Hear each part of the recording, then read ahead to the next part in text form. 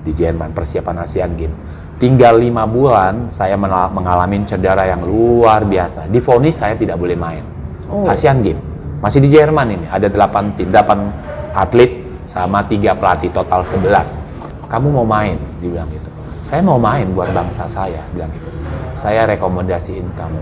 Tapi kamu hanya main dengan pengalaman kamu. Karena fisikal kamu not ready yet. Karena gitu. Bisa sepanjang masa ya? Ini sih pengalaman main sih. Terus biasanya di usia 2 tahun? Tidak seperti kayaknya kita Dari tahun 96. Saya Billy Towo, saksikan acara Bedante Show. Tamu Bedante Show kali ini adalah seorang legenda karateka Sensei Umar Syarif yang telah berkarir selama lebih dari 20 tahun dan mengharumkan nama Indonesia di berbagai event nasional dan internasional. Walau beliau sekarang masih melatih karate untuk tim Jawa Timur, namun keseharian beliau lebih banyak ke program Strong Nation, program fitness impor dari Amerika. Mengapa ini terjadi? Dan mengapa beliau akhirnya memilih untuk tinggal di Eropa bukan di Indonesia? Simak perbincangan kita dengan Sensei Umar Syarif hanya di Bedante Show. Be fun, be cuan, be inspired. Sahabat Bedante, hari ini kesempatan besar sekali buat saya terutama karena ini adalah narasumbernya luar biasa. Saya sangat-sangat 20 tahun lalu kalau nggak salah saya udah pernah ketemu beliau, beda kelas banget, dan sekarang ketemu lagi di satu panggung nih ceritanya di ring tinju. Bukan berarti untuk ngelawan ya Bang. Bang Umar Syarif, thank you very much Bang. Sama-sama Mas. Sudah Saya bisa panggil apa? gitu. Simpe? Enggak. Iya dong, karena kan 20 tahun kita sama-sama. Oh, iya. Kan Simpe, udah Simpe. Dani Yes. Dani ya cukup. Dani. Terima kasih Sinse Dani. Baik. Diberikan waktunya pada hari ini. Terima kasih banyak. Sama-sama. Oke, Bang Umar, Yes. 20 tahun karateka di Indonesia, sekarang tinggal di Swiss. Salah apa Indonesia? Ya, kalau dibilang Ini santai ya Bang ya, nggak apa-apa ya. jadi kalau dibilang salah sih nggak salah Indonesia ya. Kita anak bangsa, sudah berbuat apa untuk Indonesia kan seperti itu. Jadi 20 tahun itu waktu yang tidak sedikit buat saya, perjalanan yang sangat panjang, yang banyak lika-liku ya. Dan saya selama perjalanan karir, saya sudah menjalani 8 kali operasi untuk merah putih. 8 kali 8 operasi? kali operasi. Mungkin kalau untuk atlet yang seprofesional apapun, seperti pemain bola yang profesional 2 kali pun, pasti dia menyerah, tidak akan berkarir lagi ya kan. Saya 8 kali, cross ligamen saya putus berapa kali, meniskus sekarang saya nggak punya, tapi semua karena kecintaan saja untuk merah putih. Bagaimana saya bisa mengabdi dan berbuat untuk merah putih, itu saja. Tapi di kemudian hari bangsa tidak menghargain kita dalam perjalanan semuanya, memang kita mencintai ya, apa yang kita lakukan. Sekarang saya happy, saya menjadi Master Trainer Strong Nation, dan sesuatu yang saya bisa menginspirasi yang lain gitu kepada teman-teman gitu. Intinya ke sana. Yes, luar biasa banget ya itu ya. Maksudnya Yes. turning untuk karir itu sangat beda banget gitu loh dari atlet. Bener. Yang biasanya memang ya atlet, Betul. seorang atlet gitu kan ya. Tiba-tiba sekarang jadi master trainer. Iya. Ini sebelum kita nyampe ke sana nih Bang. Pada saat di Swiss gitu ya. Itu masih berkarir sebagai karateka atau Masih udah? berkarir sebagai karateka. Panjang ceritanya. Kenapa saya terdampar di Swiss? Jadi kalau mungkin ceritanya dalam hati saya tidak stay atau tinggal di Swiss terus mencari kompetisi, mungkin saya tidak seperti ini saat ini. Jadi manfaatnya tinggal di Eropa itu karena kompetisinya banyak sekali, terus turnamennya juga tidak terlalu jauh buat saya karena antar Eropa itu sangat dekat dan tidak banyak mengeluarkan biaya untuk saya, dan manfaatnya besar sekali. Jadi waktu saya berkarir pertama kali itu saya terjun profesional pergi ke luar negeri tahun 2004. Saya putuskan bahwa saya ingin menjadi atlet dunia, saya ingin berlatih di Eropa. Saya ingin tahu sebenarnya konsep apa sih di Eropa itu, latihannya seperti apa di Eropa. Karena rata-rata pemain Eropa itu kan besar-besar, tinggi-tinggi, dan saya sebagai atlet Indonesia itu kalau di Indonesia itu paling besar. Tapi tiba di Eropa saya paling kecil. Tapi ternyata atlet-atlet Eropa yang badannya besar, yang tingginya 2 meter, itu dia bermain cantik sekali, rileks sekali, ringan sekali, kakinya itu bisa terbang kemana-mana. Itu yang membuat saya, kok bisa ya? mereka bisa, kenapa saya tidak bisa? Seperti itu. Jadi akhirnya saya putuskan ingin menjadi profesional tahun 2004. Saya terbang ke Paris waktu itu, ke France. Ke France, saya ingin belajar waktu itu. Di situ saya dikasih rekomendasi dari istri saya, itu ada atlet juara dunia tinggal di Paris waktu itu. Orang Senegal. Datanglah saya ke sana. Waktu itu saya tidak mengerti bahasa Inggris sama sekali. Saya tekadkan waktu itu. Berangkat saya, nggak peduli. Bahasa Tarsan kayak, yang penting saya nyampe di sana. Itu saja niat saya. Dengan berjalannya waktu, saya sampai di sana, wow, ternyata konsep latihannya beda. Pola makannya beda, disiplinnya beda. Jadi beda semua lah. Dari dia sebagai atlet itu bagaimana dia memanage dirinya itu luar biasa.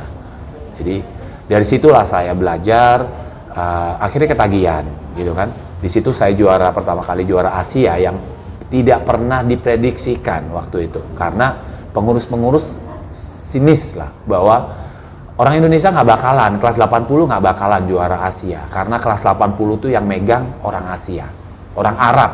Orang Arab. Itu Asia sudah Timur ya berarti ya. Udah diputuskan seperti itu. Jadi saya tidak dikirim tahun 2002 Asian Games di Busan. Padahal saya juara Indonesia Open, ngalahkan juara Asia dari Arab Saudi. Ini di Istora, ya, sebelum di Istora ini ya, Oke. 2002. Akhirnya saya nggak dipilih, tapi saya buktikan. Gitu. Saya diberikan kesempatan lagi main di SEA Games 2003. Dari situ saya buktikan, dari SEA Games itu sampai saya pensiun nggak pernah saya lepas SEA Games, saya juara terus. Sampai saya juara Eropa Master Cup di Jerman, saya ikut liga itu sendiri itu. Ya, namanya kecintaan ya. Saya tidak mengharapkan negara ini memberikan sesuatu buat saya, tapi saya sudah berbuat untuk negara dan saya ingin menginspirasi kepada junior-junior saya. Kalau mereka fokus kepada material susah untuk berkembang, tapi dia kalau fokus kepada skillnya dia, karirnya dia, tujuan dia, saya yakin mereka bisa berbuat. Karena sekarang itu enak banget dalam arti perhatian bonus ya. Dulu zaman saya bonus uang saku saja, 2000 sekian, uang saku saja dari tahun 96 itu uang saku saya cuma 37.000 uang saku 37.000. Ke luar negeri juga sama? Iya, keluar negeri masih murah, dulu masih 100 US lah, sekarang lebih. Dulu masih uang saku latihan itu 37.000, sekarang 10 juta uang saku. Uang saku hanya latihan saja. Ya kan, belum uang saku untuk keluar negeri itu dapat lagi, belum kalau juara. Juara lebih lagi ya? Dulu saya masih tahun 97 juara SEA Games itu masih 25 juta, sekarang juara SEA Games 500 juta. Bayangin nggak? Dengan uang segitu saya bisa memanage karir saya bisa pakai untuk prestasi saya, dalam arti kehidupan saya, supaya saya latihan lebih rajin, latihan lebih fit. Tapi zaman sekarang beda. Itu yang ingin saya sharing kepada adik-adik saya. Tapi sampai saat itu bisa dapat 500 juta segala ini kan perjuangan juga salah satu yang ditunjukkan oleh Bang Umar kan? Iya, kan? Jadi itu sampai berjuang sampai akhirnya bisa tetap menang. Iya, jadi seperti itu. Jadi zaman saya masih 200 juta. Sekarang sudah 500 juta, kan luar biasa. Atlet tinggal konsentrasi saja. Atlet tinggal fokus saja. Nggak usah yang lihat macam-macam. Dia punya uang, ya dia harus spend buat dirinya dia.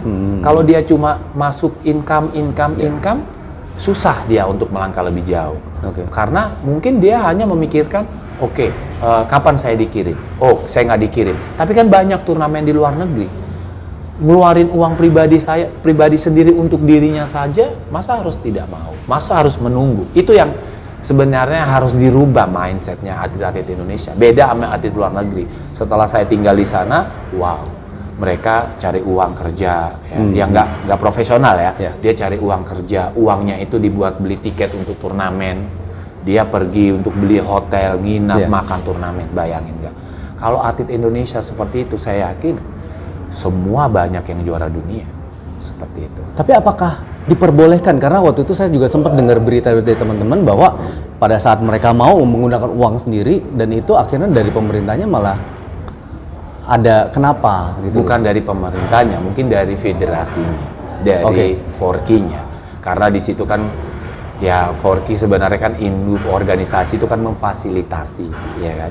Kita punya atlet sebenarnya kan memberikan kesempatan. Ayo, kalau mau, memang sekarang kita nggak punya dana nih. Kalian mau berprestasi, ada turnamen, mau berangkat sendiri, sebenarnya kan seperti itu. Yeah. Welcome lah. Seperti di luar negeri, mereka seperti itu berkompetisinya, seperti itu. Jadi ya berharap kepada kedepannya ya atlet junior sekarang. Jadi kalau ingin mau jadi atlet yang beneran ya harus 100% all out. 100% ya. Oke. Nah, Abang masih di karateka sekarang? Saya masih jadi pelatih. Masih pelatih. Ya. Saya masih tercantum juga pelatih nasional, tapi saya lebih fokus ke bidang yang lain. Oke. Karena 20 tahun buat saya itu kan nggak sedikit ya. Perjuangan saya 20 tahun, bayangin nggak mungkin satu-satunya atlet Indonesia yang terlama yang mau berkorban itu saja. 8 kali saya operasi, saya mendapatkan total 12 medali emas SEA Games, total semuanya. Perak dan perunggu Asian Games, 7 medali emas PON, dan juga banyak kejuaraan-kejuaraan internasional dan lainnya. Wow. Tapi saya, biarpun negara tidak melihat itu, tapi saya sudah bangga bisa memberikan kepada negara. Semoga apa yang saya jalanin bisa menjadi inspirasi kepada junior-junior saya. Tapi ini menarik banget, Bang. Ya. Pada saat Abang jadi Zumba, Ya, Strong masuk Nation. Zumba. Strong Nation Ya, sekarang ya. ya. Sebelumnya sempat Zumba juga. Strong by Zumba. Strong by Namanya Zumba. aja. Pada saat masuk itu saya masih mikir, Ya. ini apakah di Abang Umar Syarif yang waktu itu saya Yes, kenal, yes, ya kan? yes, Dan yes, ternyata yes. Itu lonjakannya tiba-tiba seperti itu atau merambah-merambah akhirnya Ya, cinta sama jadi waktu saya tinggal di Eropa, saya harus adaptasi, ya adaptasi. Karena mau nggak mau kalau nggak adaptasi, saya nggak bisa hidup di sana. Mengandalin karate saja sulit, gitu kan? Karena rata-rata orang-orang di sana itu harus kerja, harus punya job. Tidak semua Eropa, biarpun dia profesional karate, tapi sampingannya dia punya kehidupan yang lain. Job Eropa rata-rata. Setelah saya tinggal di sana, divonis sama dokter operasi di Switzerland. Ini cerita nyambung ya. Jadi waktu saya persiapan Asian Games, itu kita tinggal di Jerman tahun 2006. Di Jerman, persiapan Asian Games. Tinggal 5 bulan, saya mengalami cedera yang luar biasa. Divonis saya tidak boleh main. Asian Games. Masih di Jerman ini, ada 8 atlet sama 3 pelatih, total 11. Divonis tinggal 5 bulan, persiapan saya 5 bulan di sana, tinggal 5 bulan saya cedera. Total, berat sekali. Divonis tidak boleh main, karena ligamen saya dua-duanya putus. Saya membutuhkan waktu istirahat 1 tahun. Sisa 5 bulan. Di situ saya sangat terpukul, sangat kecewa. Saya nggak dalam hati nggak mau saya harus main, gitu kan? Saya harus main. Dalam pikiran saya sudah meninggalkan Indonesia. Orang sudah menargetkan saya. Semua beban ada di saya. Tiba-tiba saya nggak main, apa orang bilang, gitu kan? Itu yang ada di pikiran saya sebagai atlet ya. bentuk tanggung jawab. Tanggung jawab, ya? tanggung jawab. Saya merasa ya setiap hari merenung, merasa kecewa. Pelatih saya Jerman itu melihat saya mungkin kekecewaan, tapi dia tahu karakter saya. Pelatih Jerman itu Gunther Mott, dia datangin saya. Kamu mau main? Dibilang gitu. Saya mau main buat bangsa saya, bilang gitu. Saya rekomendasiin kamu, tapi kamu hanya main dengan pengalaman kamu, karena fisikal kamu not ready yet. Kata gitu. Wow, di situ membuat saya berubah, seperti kayak adrenalin. Wow, kayak Kesempatan kayak gitu gitu lah. ya. Saya bilang yes, thank you. Benar-benar saya mengucapkan, saya peluk dia, thank you. Saya benar-benar membuat saya confident sekali, karena ada orang satu yang support saya. Pelatih pun sudah menyerah. Pelatih pun sudah Karena melihat fisik. Ya. Akhirnya 5 bulan tanpa persiapan fighting, hanya saya build up saja kondisi fisik saya, penguatan saya. Pokoknya dalam pemikiran saya, waktu nanti di matras, di pertandingan hari hanya, saya bisa berdiri saja. Itu saja impian saya. Akhirnya saya udah siapkan semua taping, deker yang beli memang deper untuk protect taping. Setiap mau pertandingan, saya masuk kamar mandi, saya taping sekuat kenceng-kencengnya. Saya masukin deker, saya bilang, oke, saya ready untuk bangsa saya.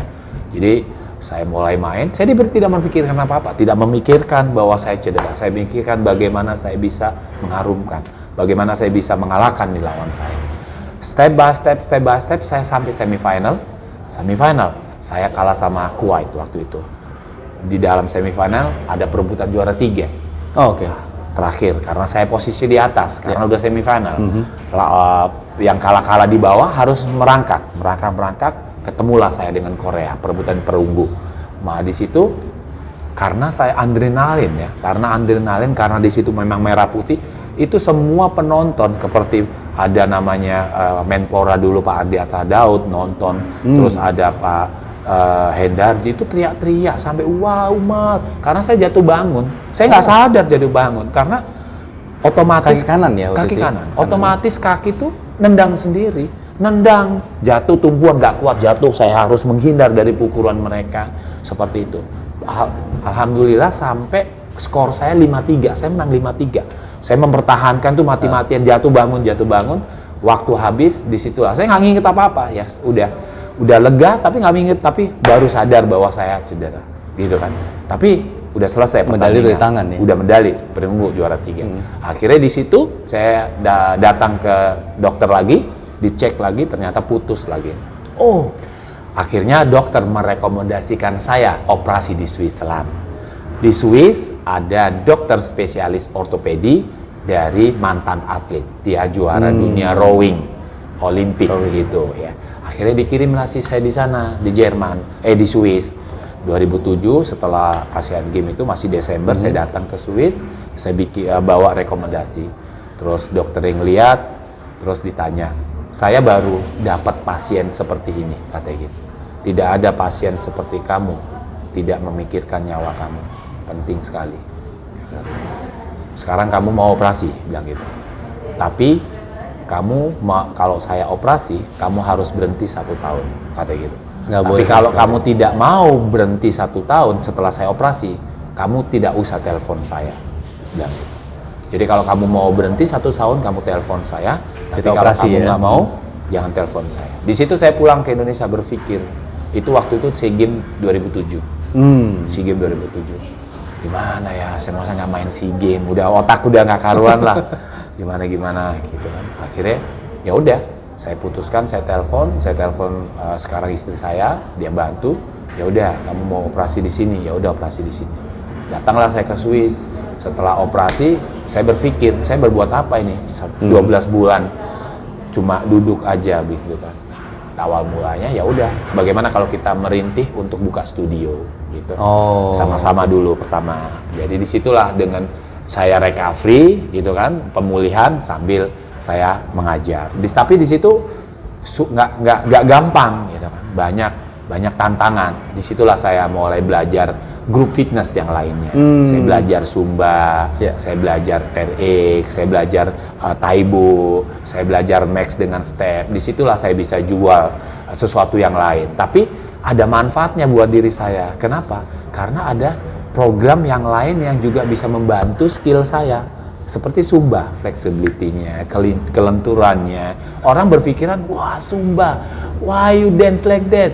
Tapi itu manfaatnya apa? Kelenturan itu yang saya ambil untuk karate saya, makanya saya lebih fleksibel kalau main. Ada sisi positifnya. Selalu gitu. ya, selalu ya. Kardionya kita juga dapat, fleksibelnya dapat, seperti itu. Nah, Bang Umar, ini menarik banget karena saya melihat nih ya, Bang Umar di Instagram juga ada pada saat dance, wih keren banget gitu kan ya. tapi gini, apakah seorang Bruce Lee, kan dia juga caca, dancer, dan dia juga kungfu gila banget gitu kan ya. Apakah memang pada saat orang jago bela diri bisa lebih gampang untuk ke arah dance?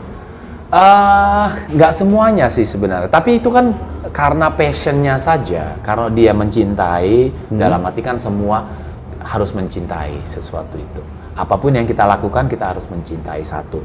Kadang ya memang sulit, saya dari awal juga pertama belajar Zumba seperti robot gitu kan, tapi lama-lama dengan dalam arti sudah musik itu masuk ke dalam hati saya, di dalam pikiran saya, akhirnya saya merasapin musik itu. Akhirnya menjadi cinta. Setelah jadi cinta, kebiasaan kita seperti itu.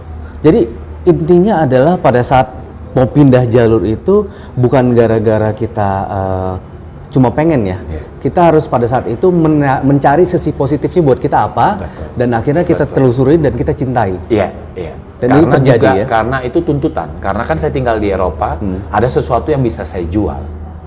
Itu dunia baru akhirnya. Dunia baru, ya, dunia gitu. baru. Akhirnya dunia baru. Dengan kolaborasi dengan saya menjadi atlet, masih menjadi atlet karate, karena masih turnamen. Ya. Jadi waktu tahun-tahun itu saya masih aktif jadi atlet. Jadi saya combine dengan latihan seperti itu supaya saya tidak monoton latihannya dan juga tidak boring. Satu, saya dapat kardionya. Dua, fun dengan atlet dengan orang-orang. Atlet 1 hour saya dapat gitu. Tapi kan saya tetap menambah porsi-porsi yang lainnya seperti itu. Oke. Tapi teman-teman yang di karateka gimana gitu? Itu shock semua. Jadi mereka bukan hanya di Indonesia ya, di luar negeri juga. Wah, you dancer. I said enggak dancer, bilang gitu semua. Impossible to possible, itu saja. Jadi saya tidak ada yang tidak mungkin. Kalau kamu mau, pasti bisa, itu saja. Pasti bisa. Pasti bisa. Nah itu sebelum Konsisten. Strong Nation ya? Sebelum Strong Nation. Sebelum Nation Sebelum masih Nation. dance bentuknya ya? Masih dance. Akhirnya at the end bisa sampai ke Strong Nation. Jadi company ya, Sumba company itu besar sekali. Yes. Di dalam company itu ada banyak ragam-ragam program. Tapi semuanya program itu berhubungan dengan kardio. Sumba Fitness, toning, Aqua Sumba, dan lain-lain. Kreator Beto Perez itu punya ide waktu itu. Saya ingin bikin satu program yang lain karena semuanya berhubungan kardio, gitu kan. Ingin bikin program namanya HIIT, tapi HIIT-nya tidak sama dengan HIIT yang sudah keluar di dunia, gitu kan. HIIT-nya yang lain. Apa ya waktu itu? Disitulah terpilih, dipanggil ada 8 orang edukasi, tim edukasi termasuk istri saya. Ya, di telepon lah, di SMS, kita mau bikin program, punya ide nggak? Sesuatu yang lain tentang fitness apa-apa gitu. Tapi kita background-nya atlet karena kita juga mengajar namanya Max Stream, itu fisiknya buat MMA ya. Kita nggak pakai musik lah, tapi pakai musik yang ngaco lah kayak MMA fighter atau musik gitu. Bukan beat nih ya, bukan diambil ya. Gitu. Kita bikin ide, kita kasih ide-ide waktu itu, ide-ide. Setiap yang dipilih 8 orang itu memberikan ide-ide kepada home office, kepada office gitu. Akhirnya dipanggil lah 8 orang itu untuk terbang ke Amerika, istri saya juga. Di sana mereka duduk 2 minggu, mereka diskusi. Saya punya ide, kamu punya seperti apa, punya gambaran apa, semua tim edukasi ini. Fitness, tapi kita fitness HIIT-nya berbeda, makanya masih berhubungan dengan musik, gitu kan.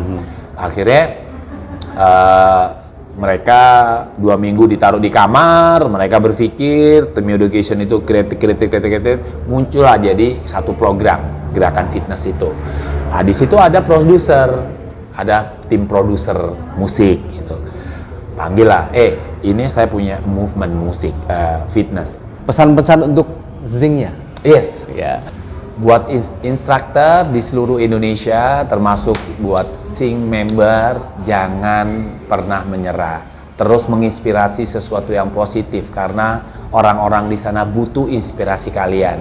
Kalian sebagai instruktur harus memberikan yang terbaik dan memberikan segalanya apa yang kalian bisa berikan kepada member supaya member bisa happy, member bisa bangkit, member juga bisa sukses seperti kalian.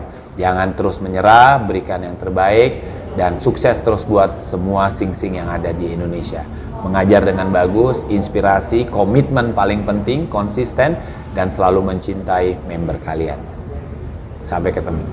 Oke, thank you very much, Thank you. Bang Umar. Oke.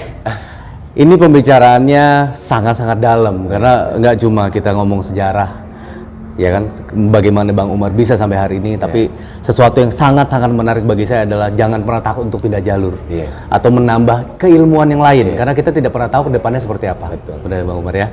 Oke, terima kasih sudah mau menjadi narasumber Bedante Show. Akhir kata kita ada salam Bedante Bang Umar. Salamnya kayak begini Bang Umar. Oh, salamnya gini. Terbalik tangannya. Gini. Ya, kita salam ke sini. Bedante Show, thank you for watching. Salam Bedante, be fun, be cuan, be inspired. Bang Umar Syarif.